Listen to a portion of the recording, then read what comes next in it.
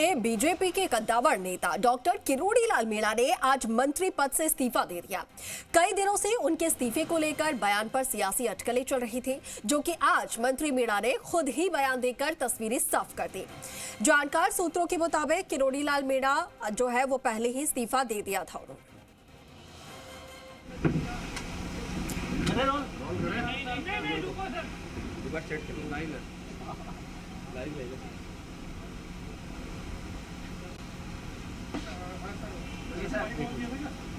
हो गया क्या? भाई साहब आज शुरू करें, सबका हो गया क्या? भाई साहब आज जो सदन में हुआ, आपने अपनी बात भी रखी, उस दौरान हंगामे की स्थिति में क्या मामला था और आप क्या कहना चाह रहे थे उस समय में?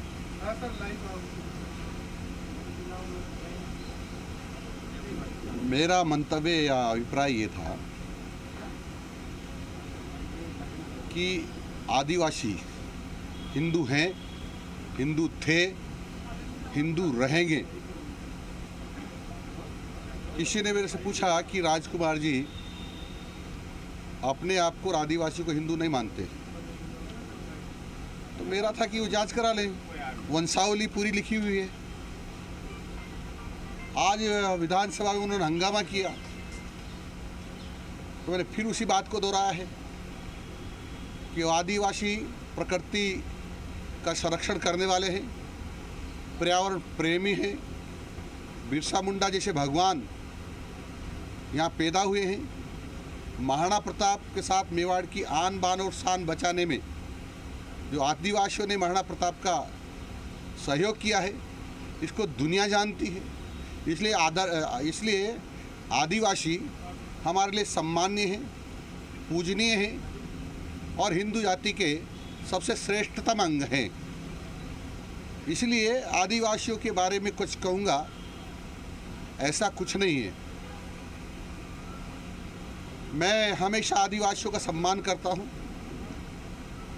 मैंने आज तक जीवन में कभी किसी के भी अपमान में कोई बात नहीं कही, लेकिन मुझे बड़ा दुख हुआ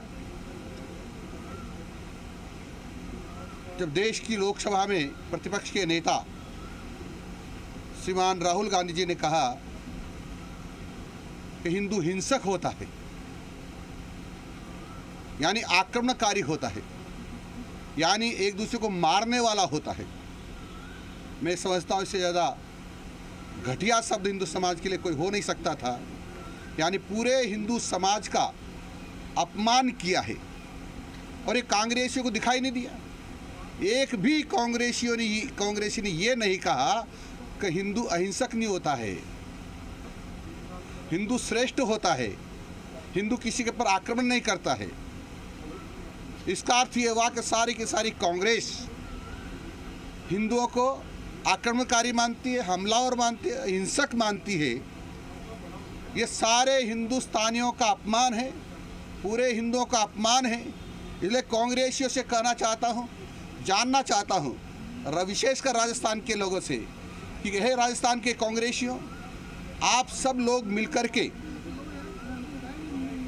हिंदुओं का जो अपमान किया है उसके लिए राहुल गांधी से कभी इस्तीफा मांगना चाहते हैं, या वो हिंदुओं के अपमान किया है उसके लिए इस्तीफा नहीं देते हैं, तो आप यदि हिंदू हैं तो कब कांग्रेस छोड़ करके कहीं जाना चाहते हैं, या हिंदू होने के बावजूद भी कांग्रेस में रह करके अपने पूर्वजों का अपमान निरंतर करा रहे हो? इससे ज़्यादा अपमान और इससे ज़्यादा बावड़ापन आपका क्या हो सकता है? भाई साहब सदन में इस तरह से आपने बयान दिया, उसके बाद मामले का पटाक्षेप हो जाना चाहिए। उसके बाद बावजूद भी कांग्रेस के सदस्य लगातार हंगामा की ओर खराब कर रहे हैं। क्या लगता है सदन चलाने के मन मिलता नहीं है? वह लगातार आदिवासियों का अपमान करना चाहते हैं, क्योंकि इस देश में रहने वाले, अनादिकाल से रहने वाले सब आदिवासी हैं। मैं भी आदिवासी हूँ और इसलिए उनके मन में कहीं भी आदिवासियों और हिंदुओं के पक्ष में श्रद्धा का भाव नहीं है। जो सदन में हुआ, हंगामा भी हुआ और कुछ सदस्य जो सत्ता पक्ष के आपकी तरफ भी बढ़े, क्या था वो पूरा घटनाक्रम और किस कारण से वो आपकी तरफ बढ़े थे सारे? और उनका मंतव्य क्या था ये तो पता नहीं, लेकिन हाव भाव से लग रहा था कि जैसे कोई मेरे ऊपर आक्रमण करने आया हो। और बिल्कुल मेरी टेबल के पास आकर के आक्रामक रूप से बोल करके मेरे को डराने का प्रयास कर रहे थे। लेकिन मैं आज तक किसी भी इस प्रकार के नेचर वाले से नहीं डरा जो लगातार हिंदुओं का अपमान करते हैं, और हिंदुओं का अपमान करने वालों से मैं बराबर मुकाबला करता हूं।